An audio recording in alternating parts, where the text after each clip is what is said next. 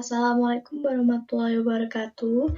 Perkenalkan, nama saya Ayu Indah Lestari dengan NIM 2019 1050 1005 dan rekan saya bernama Reka Dwi Sejawati dengan NIM 2019 1050 1069. Kami berasal dari kelas A dari Prodi PWK. Pada kesempatan kali ini, saya mendapatkan tugas dari mata kuliah Pengantar Ilmu Lingkungan dan Sumber Daya Alam oleh dosen pengampu Bapak Mirta Firmansyah STMT.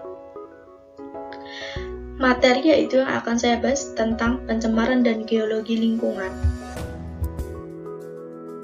Sebelum saya menjelaskan materi saya dengan detail, saya akan memberitahu beberapa poin-poin yang akan saya bahas, yaitu yang pertama adalah pencemaran lingkungan, jenis, sebab, akibat dari pencemaran lingkungan, solusi dari pencemaran lingkungan, geologi lingkungan, aspek fisik geologi, sumber daya alam, solusi geologi lingkungan. Yang pertama yaitu saya akan menjelaskan tentang pencemaran lingkungan.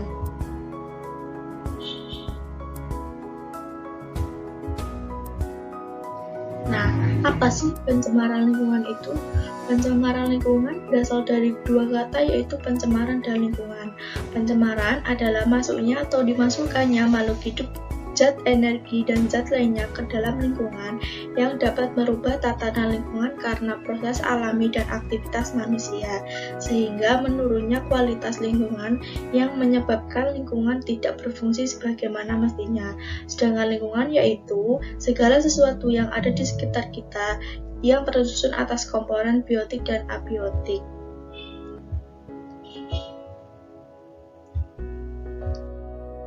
Jenis pencemaran lingkungan terbagi menjadi tiga, yaitu pencemaran air.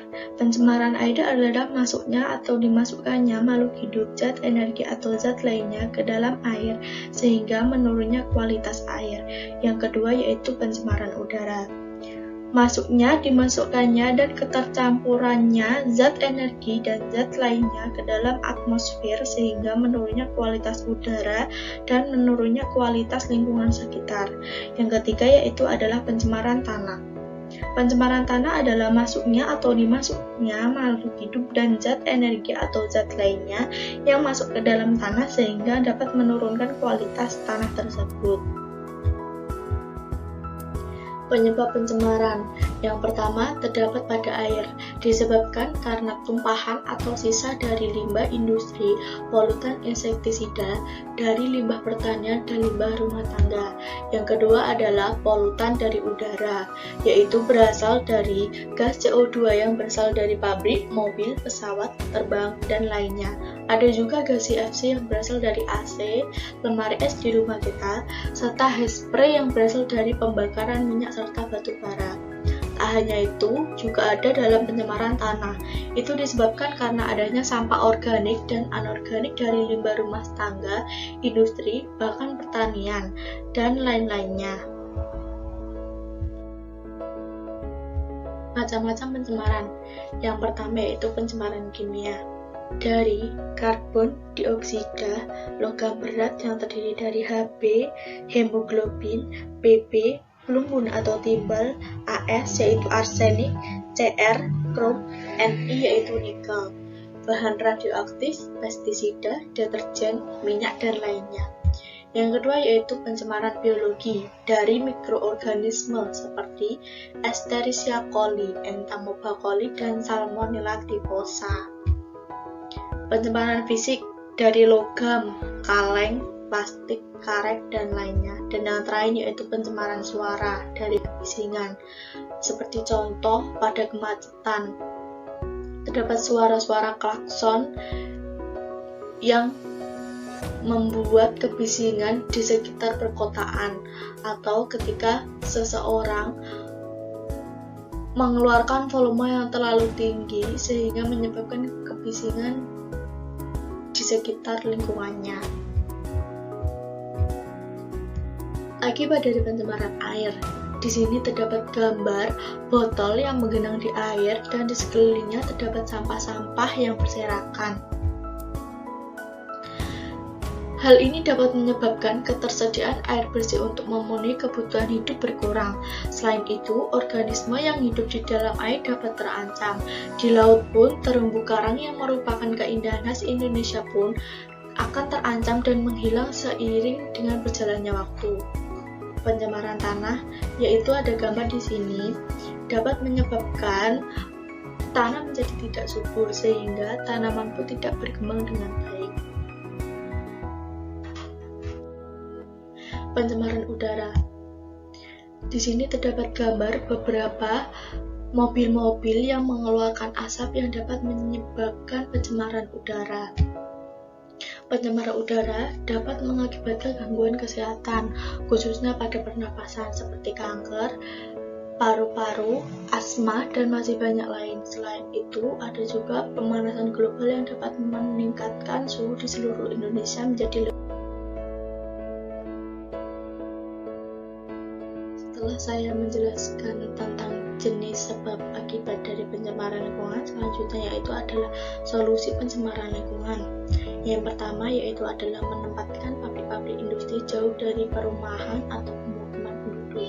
Yang kedua yaitu pembuangan limbah industri diawasi oleh pihak berwenang sehingga tidak ada yang berani membuang sampah atau limbah sembarangan. Yang ketiga, jika pabrik ketahuan membuang sampah, maka wajib dikenakan sanksi, terutama adalah pembuangan limbahnya. Yaitu yang pertama, jika sekali dia membuang limbah tersebut akan diberi denda. Jika 3 kali atau lebih, pabrik bisa ditutup atau tidak diperbolehkan untuk produksi. Yang keempat yaitu memberi pengawasan kepada petani agar tidak memakai jenis-jenis zat kimia atau pestisida berbahan kimia tinggi yang dapat menyebabkan pencemaran lingkungan. Kelima yaitu melakukan kegiatan penghijauan atau reboisasi dengan cara menanam tanaman di sekitar lingkungan dan hutan yang sudah gundul. Nah, kegiatan penghijauan atau reboisasi ini dapat dilakukan sebulan sekali atau pada setiap pemukiman warga diwajibkan untuk ada tanaman agar dapat menghiasi rumah dan membuat suhu di rumah menjadi sejuk dan asri.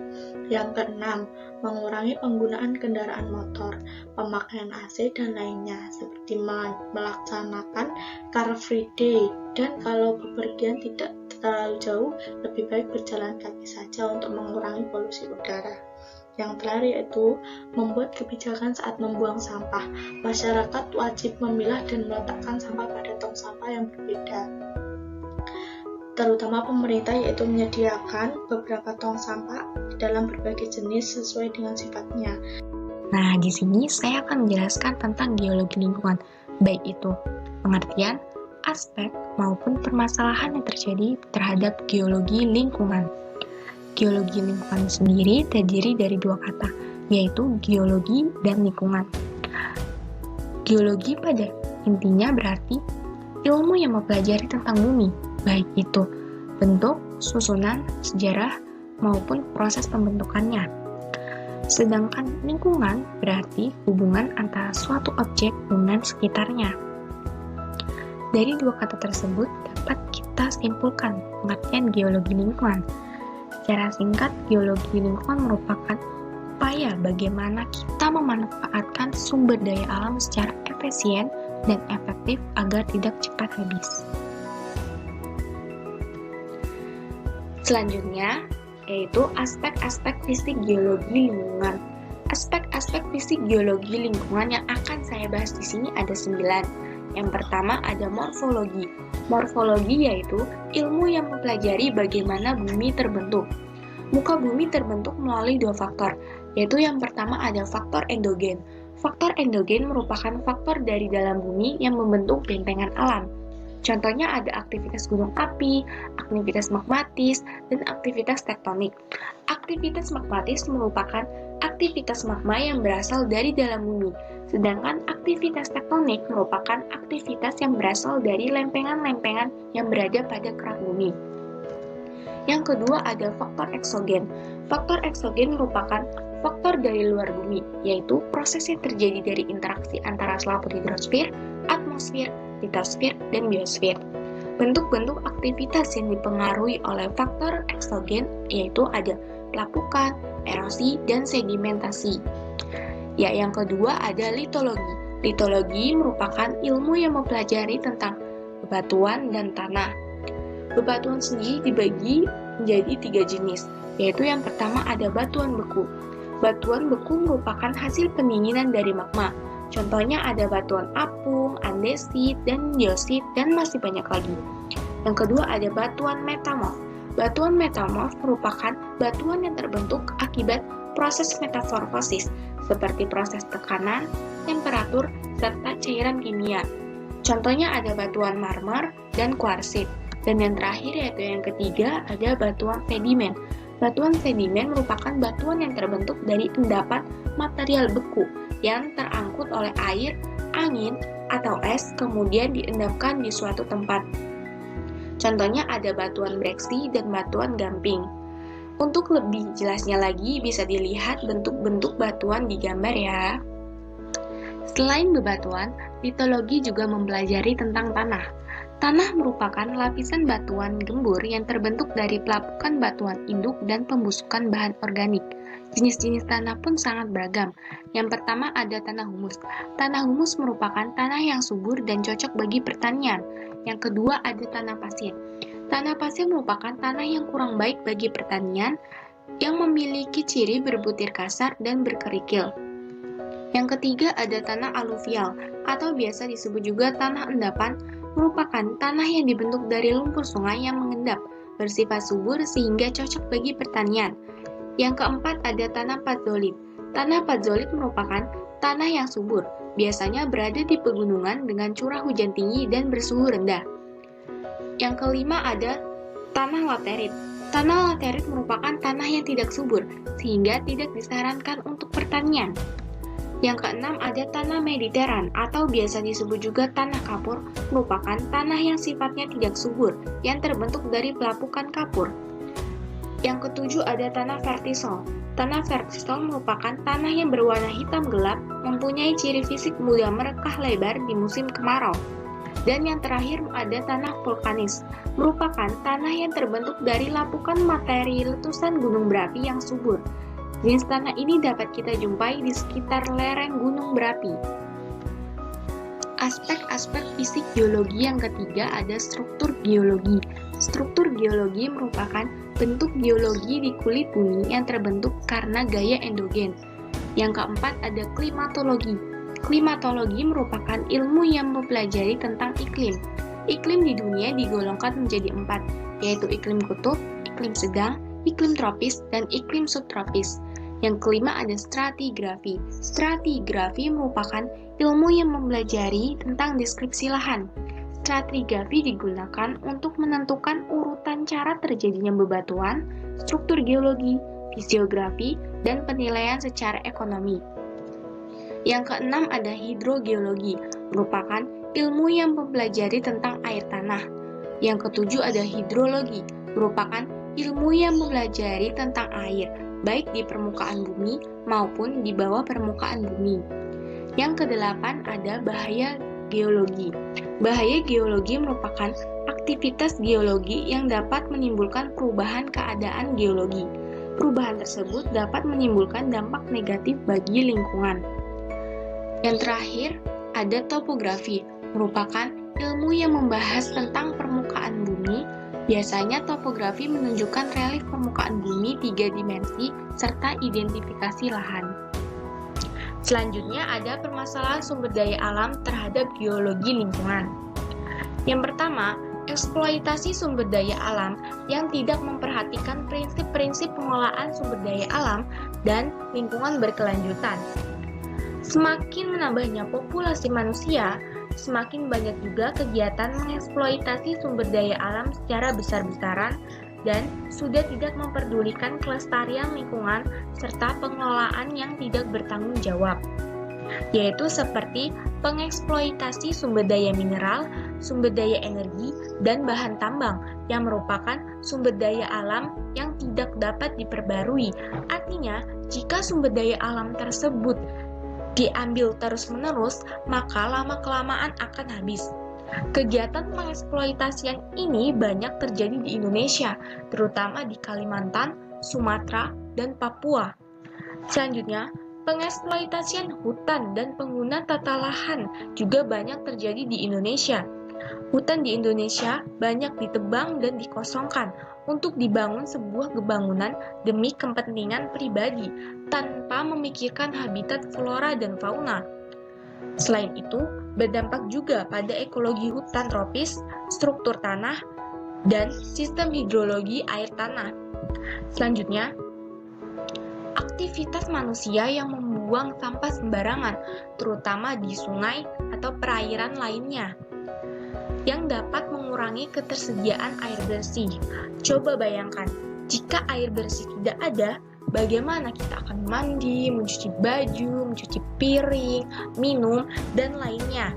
Itu semua dapat menghambat aktivitas kita sehari-hari. Selain itu, lingkungan juga menjadi kumuh dan dapat menimbulkan berbagai jenis penyakit.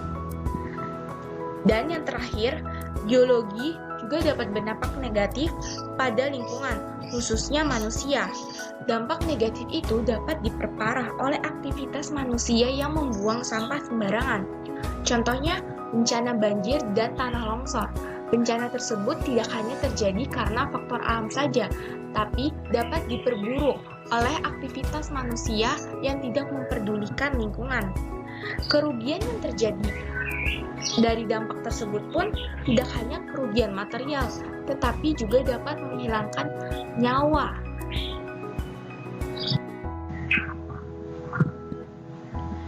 Yang terakhir, ada solusi yang dapat kita lakukan untuk mencegah permasalahan-permasalahan yang terjadi terhadap geologi lingkungan. Sebenarnya solusinya sangat mudah, tergantung diri kita sendiri. Bagaimana kita harus selektif dalam memilih dan memanfaatkan sumber daya alam dengan bijak dan sesuai dengan kebutuhan. Selain itu, kita juga harus menjaga kelestarian sumber daya alam dan kelestarian lingkungan kita dengan membuang sampah pada tempatnya dan melakukan rehabilitasi. Kita juga bisa memanfaatkan kemajuan teknologi masa kini, yaitu dengan mencari informasi tentang lingkungan. Misalkan, kita mencari informasi tentang bagaimana melakukan hidroponik, yang merupakan salah satu penanaman yang sangat praktis yang bisa dilakukan di rumah. Selain itu, kita juga harus melakukan penghematan sumber daya alam atau mengurangi bahaya eksploitasi besar-besaran terhadap pemakaian sumber daya alam agar kesimpulan yang dapat kita ambil dari penjelasan di atas yaitu pencemaran lingkungan dapat terjadi karena adanya zat polutan energi atau zat lainnya yang dapat membahayakan lingkungan. Selain itu, aktivitas manusia yang tidak memperdulikan lingkungan lagi menjadi salah satu penyebabnya. Pencemaran lingkungan tidak hanya berdampak pada lingkungan saja, tetapi juga dapat mengganggu kenyamanan kita, bahkan bisa menimbulkan berbagai jenis penyakit. Sedangkan geologi lingkungan merupakan ilmu yang ditujukan bagaimana kita memanfaatkan sumber daya alam dengan efektif dan efisien tanpa mengeksploitasi sumber daya alam. Kegiatan eksploitasi sumber daya alam yang berlebihan akan menimbulkan degradasi lingkungan. Untuk mencegah pencemaran dan permasalahan terhadap geologi lingkungan, kita harus selalu menjaga lingkungan sekitar kita dan berhenti untuk melakukan kegiatan eksploitasi. Selanjutnya, saran yang dapat kami sampaikan yaitu, kami berharap semua masyarakat Indonesia maupun dunia dapat menjaga lingkungan sekitar dan menggunakan sumber daya alam seperlunya saja agar anak cucu kita nanti dapat merasakannya. Sekian penyampaian materi yang dapat kita sampaikan. Semoga apa yang kami sampaikan dapat bermanfaat. Dan mohon maaf apabila ada kesalahan dalam penyampaian kata. Terima kasih atas perhatiannya. Wassalamualaikum warahmatullahi wabarakatuh.